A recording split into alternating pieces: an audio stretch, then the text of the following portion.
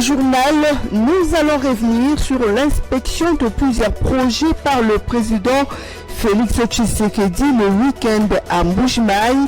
Après cette ronde, le président congolais s'est rendu compte que le désenclavement de la ville reste un vrai obstacle pour que le matériel arrive sur les sites afin de débuter avec les travaux de réhabilitation et de construction des infrastructures. Ce qui commence bien, finit bien, dit-on. Tout s'est bien passé pour cette première journée de la session ordinaire de l'Exeta 2023. Le finaliste l'ont dit à nos reporters, bien que le frais fixé par l'État n'ont pas été respectés par les écoles, cela reste leur regret. Et pour cette deuxième et dernière étape qui marque la fin des études secondaires communément appelées le 4 jours, les finalistes ont fait face à l'épreuve de la culture générale. Dans cette édition, on en parle et de bien d'autres, mesdames et messieurs. Voilà tout pour la vitrine de votre journal.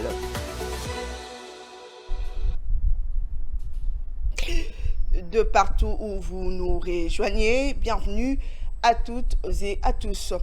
Le dimanche dernier, lors de la célébration de 25 ans d'épiscopat du Monseigneur Emmanuel Bernard Kassenda, au stade Kachala-Bonzola à Mbuji-Mayi, le président Félix-Antoine Tshisekedi a déclaré qu'il ne ménagera aucun effort pour garantir l'unité et la sécurité du pays, mettant ainsi en garde tous les ennemis internes qui tenteront de déstabiliser les processus démocratiques dans le pays. On l'écoute dans cet extrait choisi pour vous par Tony Antoine Dibendila. Je vais terminer mon propos en réaffirmant encore ma détermination à garder ce pays uni et à le pacifier. Je ne reculerai pas devant les menaces et les intimidations à tout moment. J'ai passé quasiment les trois quarts de ma vie à combattre aux côtés d'un grand homme. J'ai cité Étienne Tshisekedi comme mon combat heureux et noir. Cet homme m'a appris l'amour du Congo et des Congolais. Et donc, je ne ferai jamais, au grand jamais, le fossoyeur du Congo et des Congolais.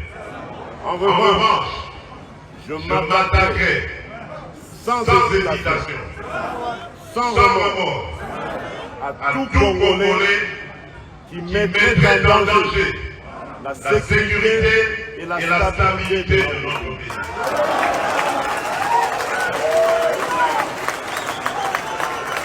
Peu importe ce que l'on en dira, violation des droits de l'homme, privation de liberté, je n'en démordrai pas. Parce que démocrate je suis, démocrate je resterai.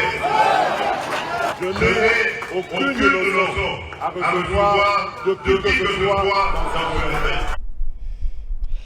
Ben voilà, après Mbuji-Mayi, on se rend à l'IGF où l'inspecteur général de finances, chef de service, Jules Alinguete, a reçu le vendredi dernier le mandataire nouvellement placé à la tête de l'entreprise Kobil. Objectif, échanger autour de la bonne gouvernance et de l'accompagnement de l'inspection générale de finances. Le détail dans ses commentaires.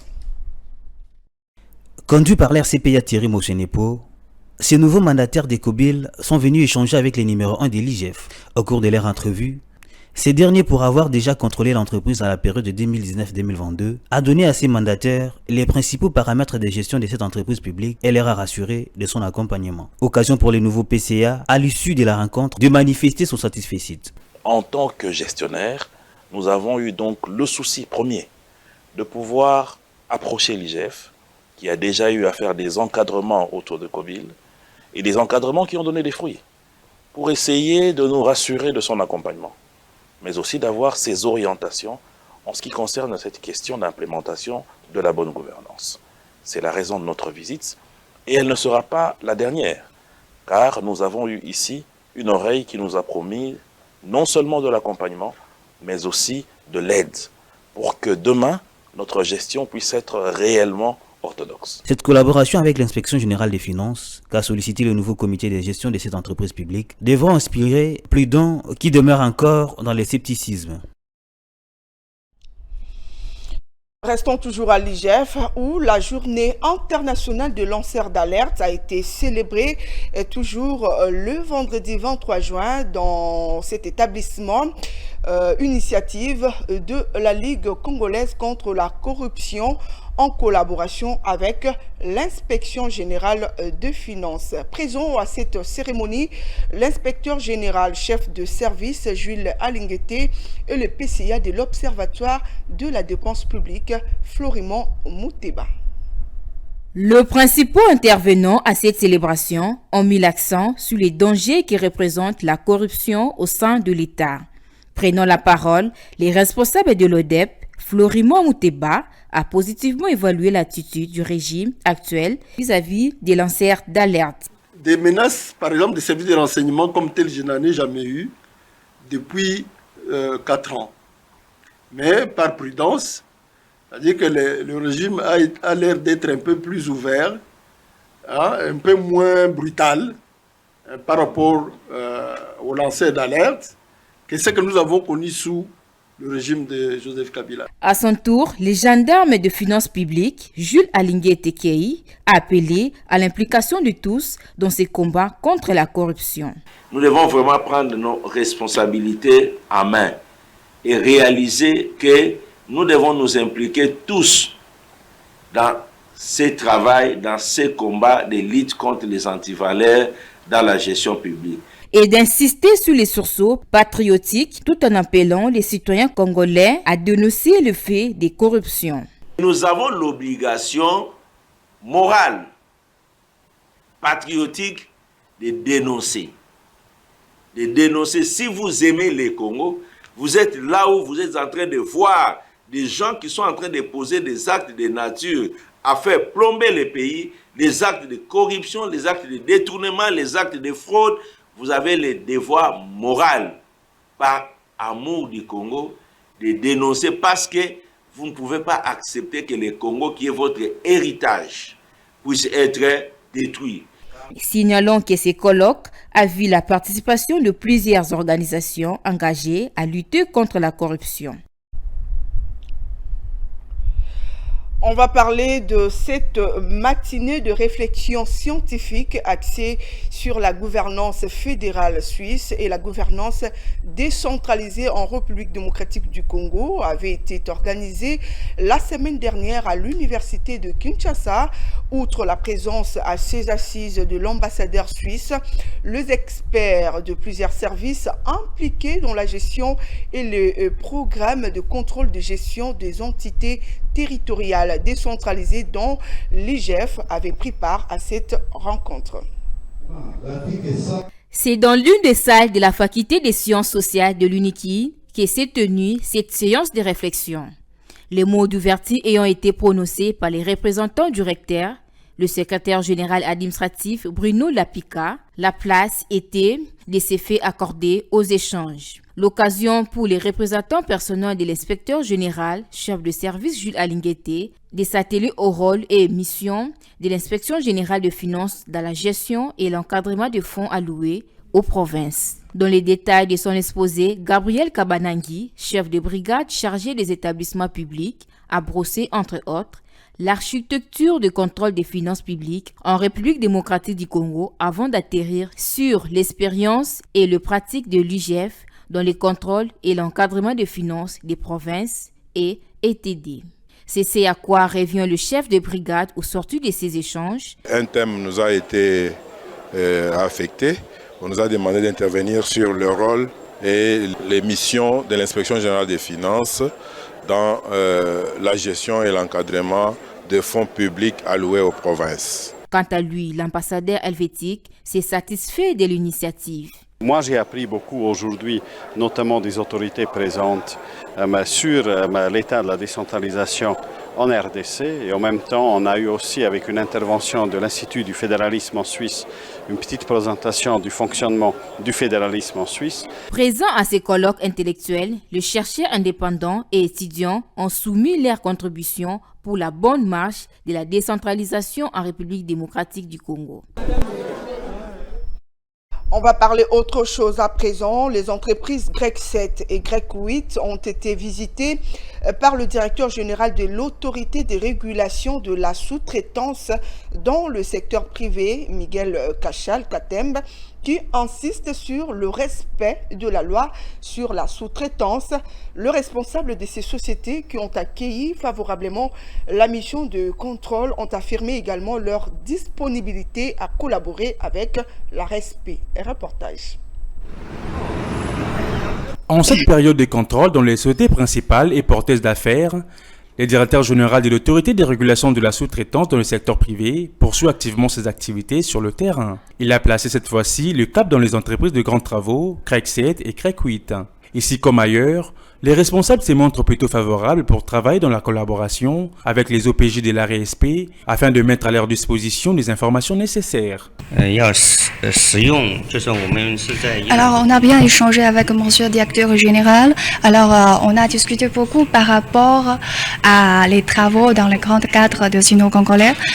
Et on va respecter la loi et on va respecter cette inspection pour l'inspecteur. Faisons référence au séjour de travail en Chine. Du premier des Congolais, le DG Miguel Katembe Cachal pense que cela va encore ouvrir davantage les nouvelles opportunités aux entreprises et aux sous-traitants congolais, puisque le défi de la mise en œuvre effective de la loi qui régit la sous-traitance en RDC est énorme. Le DG de la RESP se montre de plus en plus déterminé pour présenter les meilleurs résultats au président de la République, c'est là au bénéfice des entrepreneurs congolais. Lors de la cérémonie de convocation de l'électorat pour le législatif national le dimanche 25 juin, le président de la Commission électorale nationale indépendante a évoqué le risque sécuritaire et financier pouvant empêcher la tenue des élections dans les délais constitutionnels, tout en espérant de dénouements positifs. Au cours de la dite cérémonie tenue au siège de la CENI, Denis Kadimon a salué également la mise en place du cadre légal qui affiche complet. Le patron de la centrale électorale a présidé le dimanche dernier la cérémonie relative à la convocation de l'électorat pour les législatives nationales. Selon la CENI, pendant 20 jours, soit du 26 juin au 15 juillet, les bureaux de réception et traitement des candidatures à la députation nationale seront ouverts en vue de réceptionner les différents dossiers des candidats sur toute l'étendue du territoire national. Au total, 171 BRTC seront ouverts de 8h30 à 16h30, heure locale. Concernant les Congolais vivant à l'étranger, ces derniers vont déposer leur dossier dans les circonscriptions électorales de leur choix en République démocratique du Congo. Lors de cette même cérémonie relative à la convocation de l'électorat, Denis Kadima, président de la Commission électorale nationale indépendante, a évoqué des risques sécuritaires et financiers pouvant empêcher la tenue des scrutins dans les délais constitutionnels en RDC. À l'occasion de la 56e édition de la Journée nationale de poissons célébrée le 26 juin dernier, le ministre des Pêches et l'Élevage, Adrien Bokele-Djema, a tenu à commémorer cette journée avec le pêcheur, célébrée sous le thème pêche et aquaculture pour la souveraineté nationale. Cette journée était un moyen pour le ministre des tutelles d'échanger également avec le pêcheur et de comprendre leurs desiderata. Grace Luyanga, Igor Biwaka et Joe Manana pour ces reportages. C'est dans la commune de Lantélé qu'ont afflué les pêcheurs venus de différentes zones pour célébrer cette journée qui est en fait la matérialisation de leurs efforts quotidiens. Présents à cette cérémonie de grande envergure, les patrons de pêche et élevage sur toute l'étendue du territoire national est revenu sur le rôle majeur que jouent les pêcheurs dans notre pays. C'est un jour de fête, un jour où les pêcheurs commémorent leur journée. Une seule journée par an. C'est ce jour ici. où ils sont en contact avec leur ministre de tutelle. Pour sa part, Lomata Jean-Robert, président de la Fédération de pêcheurs de Kinshasa, a souligné les efforts consentis par les gouvernements actuels pour améliorer ces secteurs qui jadis étaient en souffrance. Depuis autant d'années, nous n'avons jamais bénéficié d'un lot important d'intrants de pêche comme nous les recevons, nous bénéficions ces derniers temps avec l'actuel gouvernement, avec l'actuel ministre et surtout le ministre Adrien Bokele.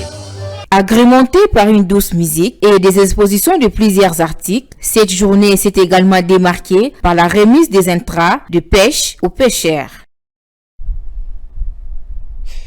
Toujours à l'occasion de cette journée, quelques pêcheurs présents sur les lieux de la célébration ont manifesté leur satisfaction à l'endroit des autorités des tutelles pour la dotation de quelques matériels.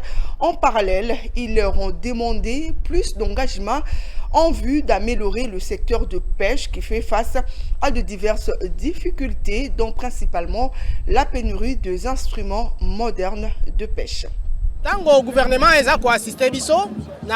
L'appui dont nous avons bénéficié aujourd'hui de la part du gouvernement en mettant à notre disposition des intrants de pêche, des réfrigérateurs et autres, est un moyen pour pêcheurs de constituer les unités de pêche. C'est dans l'optique d'accroître notre productivité, car nous avons l'habitude de nous nourrir de poissons parfumés de formol, ce qui est nuisible à notre santé. C'est pour cette raison qu'à travers ces gestes du gouvernement, nous nous sentons très honorés et motivés davantage à donner le meilleur de nous-mêmes pour l'intérêt des Kinois.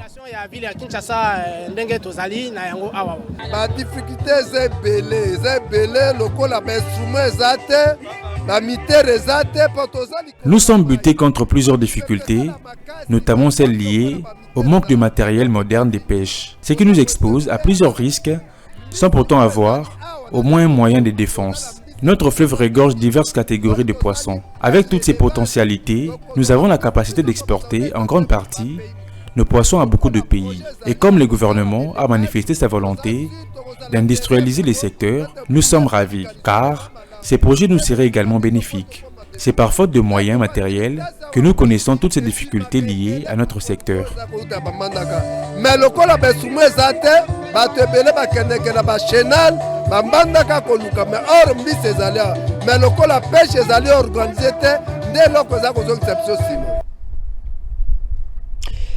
Voilà, on va parler également technologie dans ces journaux. Il s'est tenu le week-end dernier à l'Institut supérieur d'informatique, programmation et analyse ISIPA, la 6e édition d'une compétition de solutions technologiques des étudiants dénommée Demotech, avec pour thème la technologie au service des espaces publics de la ville de Kinshasa. L'objectif est de donner l'opportunité aux étudiants à présenter leur œuvre scientifique dans le domaine des nouvelles technologies de l'information et de la communication et de contribuer ainsi au développement du pays. Jonathan Bakele et Ruben Malata pour ces reportages. Je suis très heureux de voir tous ces membres, tous ces étudiants, tous ces partenaires faire les déplacements pour assister à la 6e édition de Demotech. Quand on a commencé, c'était une toute petite activité. Maintenant, ça prend de l'ampleur. Je ne fais que m'en féliciter, remercier nos partenaires. La particularité, c'est que d'abord, il y a eu un grand engouement de la part des étudiants. On a eu un nombre un peu plus élevé des équipes qui ont participé par rapport aux éditions précédentes. Et cette édition, on a axé les solutions informatiques sur la problématique des espaces publics dans la ville de Kinshasa. Vous savez, la ville de Kinshasa est une ville cosmopolite. On compte, me semble-t-il, plus de 20 millions d'habitants actuellement et cela pose un problème de gestion. La gestion du personnel, la gestion même de la fluidité sur nos routes, la gestion des immondices. Il y a bien de problèmes qui se posent dans la ville de Kinshasa. On a voulu assez que nos étudiants réfléchissent sur des solutions à apporter aux différents problèmes que connaissent la ville de Kinshasa. Je suis très heureux de voir les étudiants congolais qui sont innovants, si créatifs. Comme Huawei, nous sommes une société aussi innovante et de haute technologie. Nous cherchons toujours les étudiants, les talents même les partenaires innovants. Et nous sommes très fiers. Nous sommes toujours prêts de les accompagner. Même nous avons déjà installé un stand, vous voyez là-bas. C'est une démonstration pour aider, supporter les étudiants à apprendre.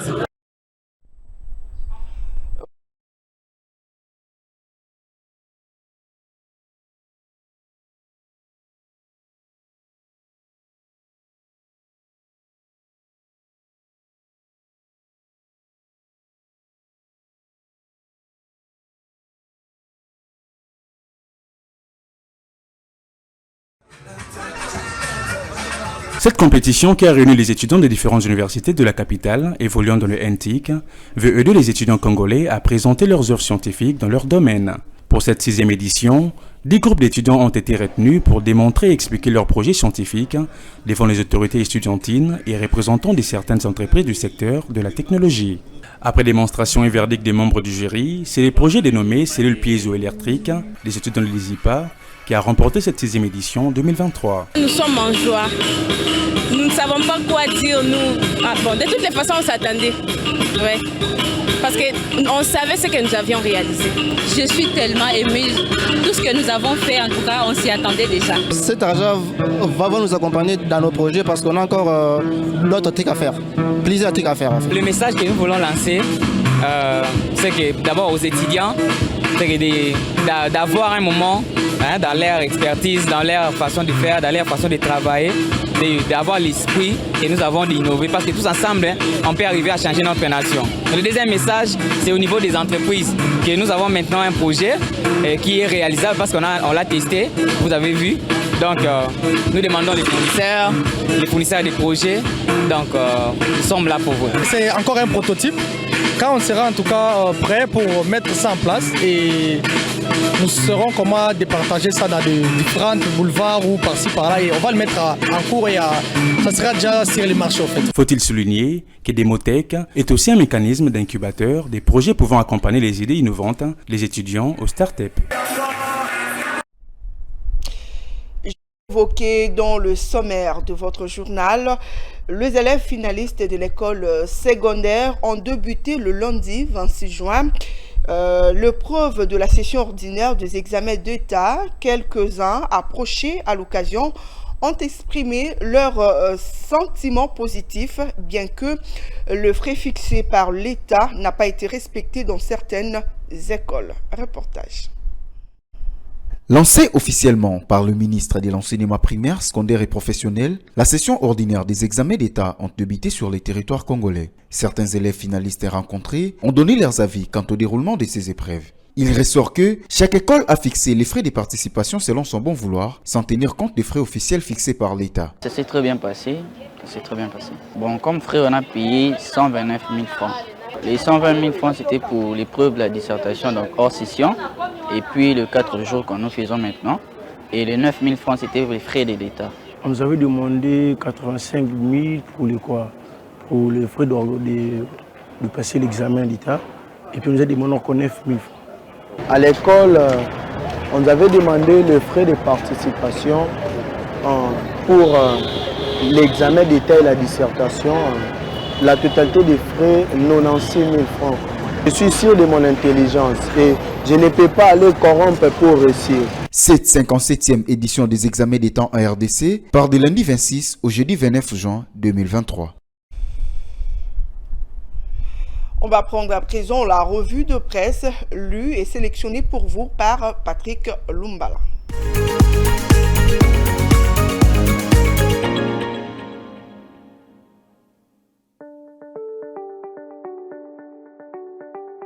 Bienvenue à toutes et à tous dans cette revue de presse sur votre télévision. Une revue que nous commençons avec le journal Congo Nouveau qui titre à sa 4e page « Processus électoral en RDC, Tshisekedi répond aux évêques catholiques. Va-t-on assister à une guerre ouverte entre les évêques catholiques de la République démocratique du Congo et le pouvoir en place à Kinshasa ?» s'interroge le journal. Cette question vaut son pesant d'or dans la mesure où le chef de l'État Félix Antoine Tshisekedi vient de répondre à la déclaration faite par la conférence Conférence épiscopale nationale du Congo, la CENCO, à l'issue de ses travaux à Lubumbashi, dans la province du Haut-Katanga, prenant la parole lors de la messe du dimanche 25 juin 2023 au stade Kachala Bonzola à Mbujimayi, dans la province du Kasaï oriental, dans le cadre de la célébration du jubilé d'argent de Monseigneur Bernard Kassanda, évêque du diocèse de Mbujimayi. Le président Tshisekedi n'a pas mis sa langue en poche, note le journal. L'Église catholique doit rester dans ses missions de prêcher la paix et d'être au milieu des Congolais, a-t-il déclaré. Et l'actuel locataire du Palais de la Nation poursuit le journal de recadrer. Comme garant de la nation et du bon fonctionnement des institutions, je n'accepterai jamais une pareille dérive.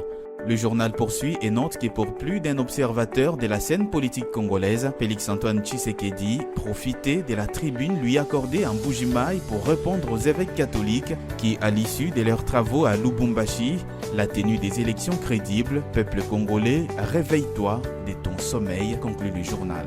Poursuivons cette revue avec le quotidien L'Avenir qui titre à sa 4e page « Journée internationale des lanceurs d'alerte et dénonciateurs ». Jules Alinguete mobilise les Congolais contre les détournements des deniers publics. À l'occasion de la Journée internationale des lanceurs d'alerte et dénonciateurs, Jules Alinguete, inspecteur général des finances et chef des services, a mobilisé pour une implication de la population dans la lutte contre la corruption, au risque de voir les antivaleurs se propager à tous les niveaux et à un cercle trop grand. Ainsi, il y a une corrélation entre le développement et la corruption, note le journal. Les pays les plus développés sont ceux où la corruption est suffisamment combattue. Si vous voulez accroître le niveau de développement, il faut réduire la corruption. Chaque fois que vous tolérez la corruption, le sous-développement prendra des proportions élevées, prévient le numéro 1 de l'IGF.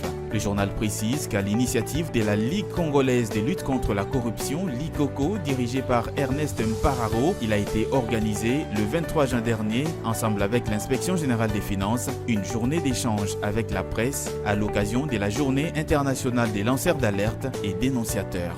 L'inspecteur général des finances et chef des services de l'IGF, Jules Alinguete, a également rappelé qu'en 1960, on avait les mêmes infrastructures, les mêmes emplois. À 63 ans, nous sommes passés de 15 millions à 100 millions d'habitants.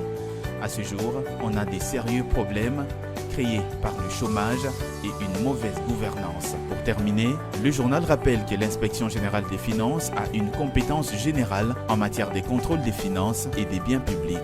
Terminons cette revue avec le journal Africa News qui titre à sa 8e page « Sommet pour un nouveau pacte financier mondial, Sama Lukonde pour l'accès des populations RD congolaises au crédit carbone. Le Premier ministre congolais Jean-Michel Sama Lukonde s'est confié à la presse à l'issue du sommet pour un nouveau pacte financier mondial tenu les 22 et 23 juin à Paris, capitale de la République française. Le chef du gouvernement s'est montré satisfait d'avoir porté haut la voix de la République démocratique du Congo à ses assises des grandes portées économiques et financières pour les différents pays du monde. Le continent africain en particulier, y compris la RD Congo. Le Premier ministre, poursuit le journal, a donc représenté valablement le président Félix-Antoine Tshisekedi à ces grands rendez-vous des chefs d'État et des gouvernements du monde. Face à la presse, Sama Lukonde a tout d'abord vanté la position des pays solutions qu'occupe la RD Congo en ce qui concerne les questions liées à la lutte contre le changement climatique. Le Premier ministre congolais, poursuit le journal, est également revenu sur les discussions au centre des débats, notamment d'importantes réformes proposées pour assouplir et rendre efficace le système financier mondial à travers les deux principales institutions financières internationales, en l'occurrence la Banque mondiale et le Fonds monétaire international. À en croire Jean-Michel Sama Lukonde, tous les participants sont tombés d'accord sur la nécessité de réformer ces deux institutions financières mises sur pied il y a 80 ans à Bretton Woods, sans les pays africains, mais aussi sur la nécessité de prendre en compte la souveraineté de ces derniers dans les choix des projets et des secteurs auxquels il faut orienter les financements. Fin de cette revue économique sur votre télévision. Merci à toutes et à tous de l'avoir suivi.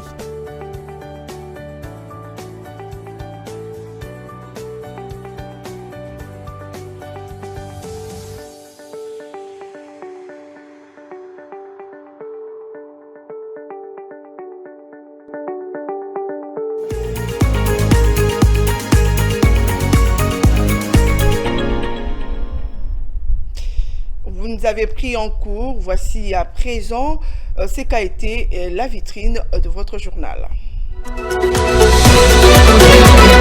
Dans ce journal, on est revenu sur l'inspection de plusieurs projets par le président Félix Tshisekedi le week-end à Mbuji-Mayi. Après cette ronde, le président congolais s'est rendu compte que le désenclavement de la ville reste un vrai obstacle pour que le matériel arrive sur le site afin de débuter avec les travaux de réhabilitation et de construction des infrastructures. Vous l'avez sans doute suivi.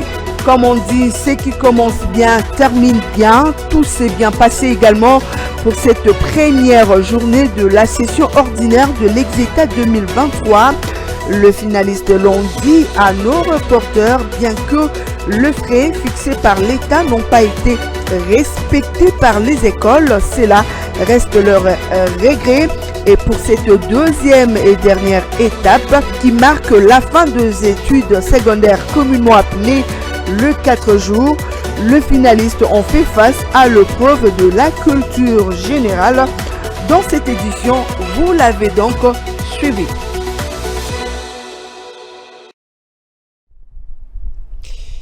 Voilà, c'est fini pour cette édition qui ouvre la fenêtre de la semaine. Mais vous pouvez continuer à nous suivre sur YouTube, Twitter, Facebook, Instagram, mais aussi sur TikTok. Prenez bien soin de vous.